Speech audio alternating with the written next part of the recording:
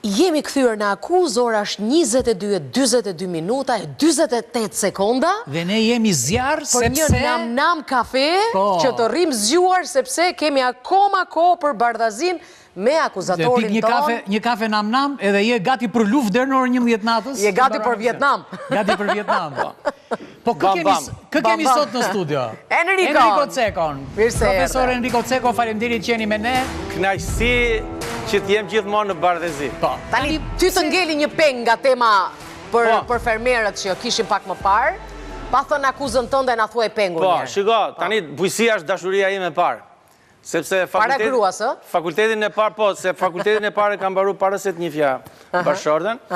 Edhe çështja e bujësisë shqiptare shumë shkurt është prona. Po, bravo. Çështja e bujësisë shqiptare dhe ekonomisë shqiptare është prona.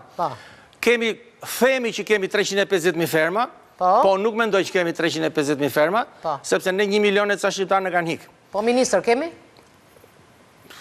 Kemi ministra, ish ministra, dhe do të kemi dhe ministra që do të vinë, po problemi është jasi nga këta s'ka për të zgjidhur problemin, sepse bujësia shqiptare është një bujësi që fermat janë diku te 2.53 hektar, dhe deri këtu nuk ka në gjë të keqe, edhe Izraeli e ka fermën 3 hektar, edhe Japonia e ka fermën 3 hektar, po ata e kanë blok.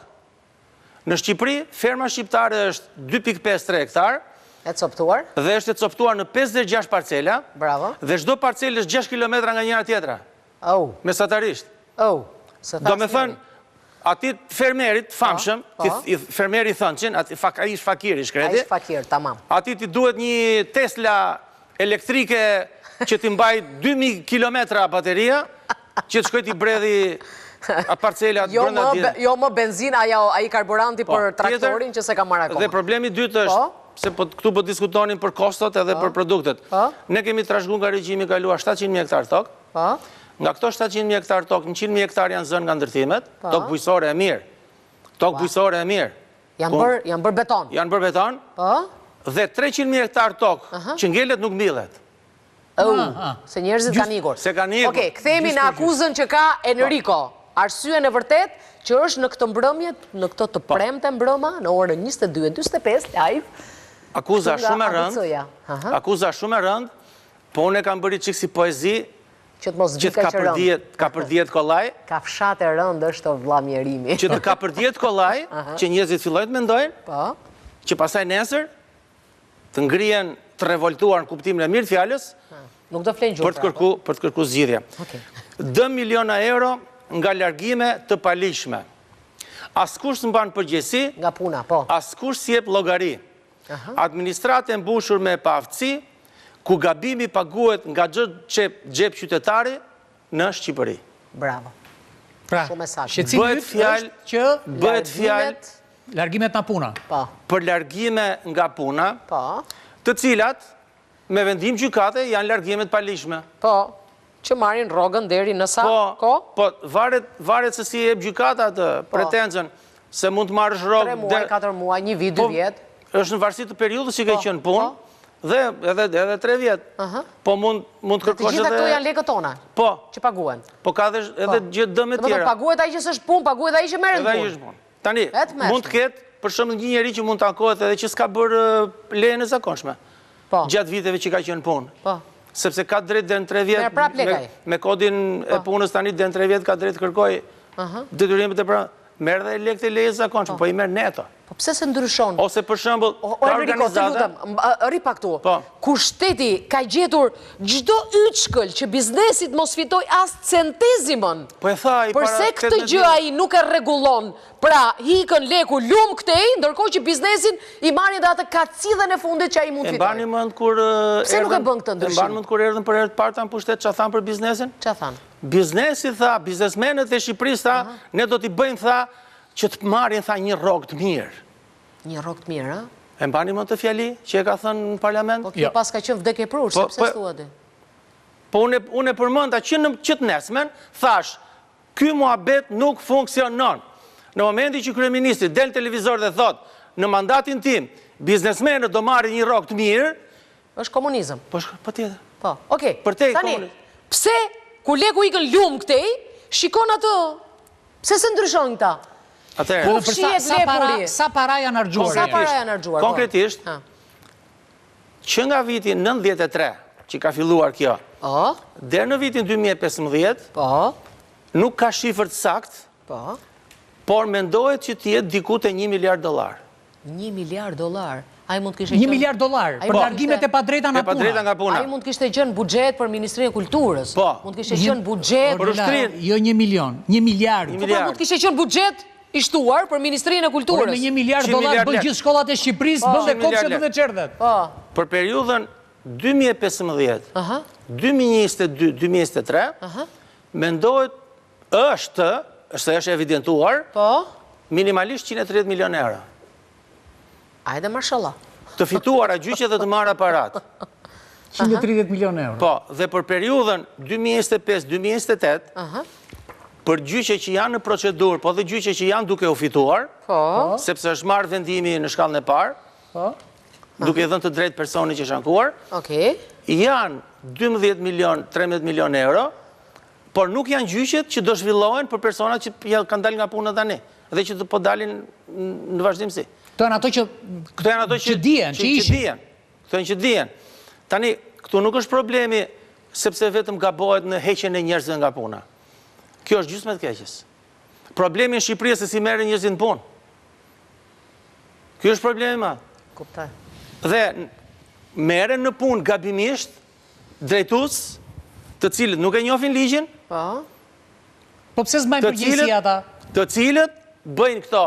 Jo, pse se paguajnë ata këtë 130-ën?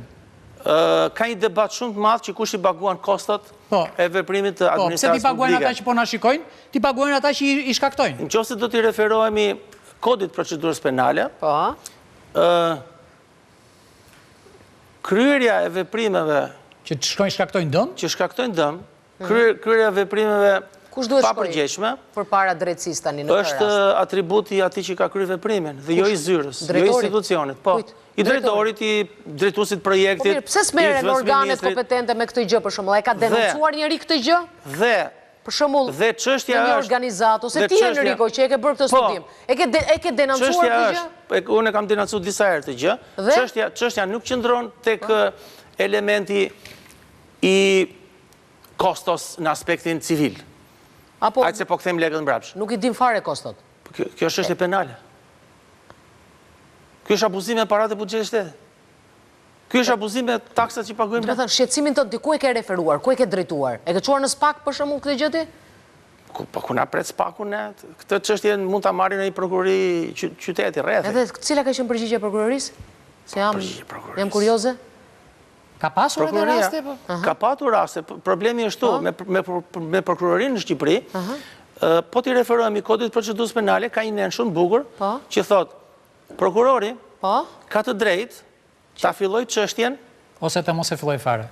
Ta filloj çështjen edhe pa patur indicje nga ndonjë qytetar. Në përgjithësi që e fillon po. Në përgjithësi. Cili është ai prokuror në Shqipëri që ka filluar një çështje penale kryesisht? Çado qoftë çështja penale.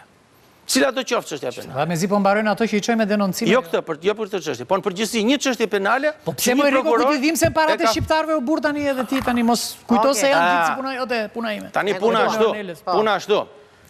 Që në momentin që vendoset një drejtues në administratën publike, e pare punës ai duhet ta pyesë veten mirë, ç'a po bën? Ç'a po firmos? Ç'a po bën, ç'a po firmos?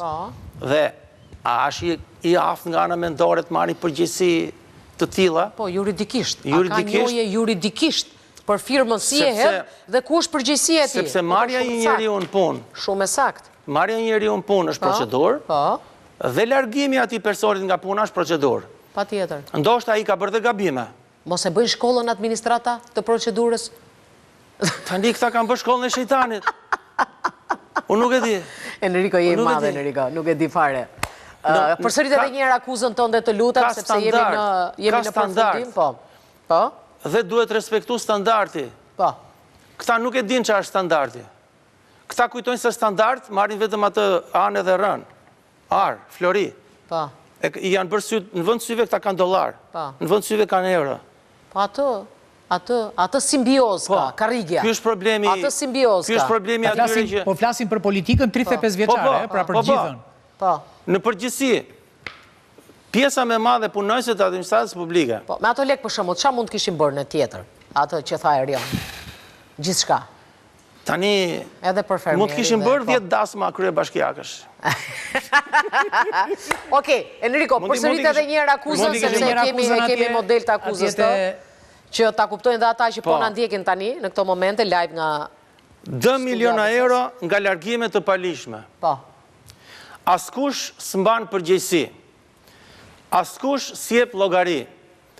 Administratë e mbushur me paaftësi, ku gabimi paguhet nga çdo xhep i qytetarëve dhe kjo gjë ndodh vetëm në Shqipëri. Enrico, unë do them... Ne mbyllim me këtë fjalë bardhazi sot, po. Një fjali që e ka thënë një personalitet që quhet Gjera Karaiskaj. Thot, punojnë qorrat që të hanë horrat. Me thënë, kjo është pak a shumë filozofia administrative post-komuniste. Shumë shkurt shifra. Kur kemi qenë 3.4 milion banor, Bashkimi Evropian na thoshte që Shqipëria mund të qeveriset me 85.000 punonjës të administratës publike. Tani jemi 2.4 milion. Pra Shqipëria do qeveriset në 75.000, po ne kemi 180.000. Miq të Bardhazis, faleminderit që qëndruat me Bardhazi në këtë mbrëmje live, në këtë Bardhazi të zjarrt. Ju lë takim të premten e ardhshme. Natën.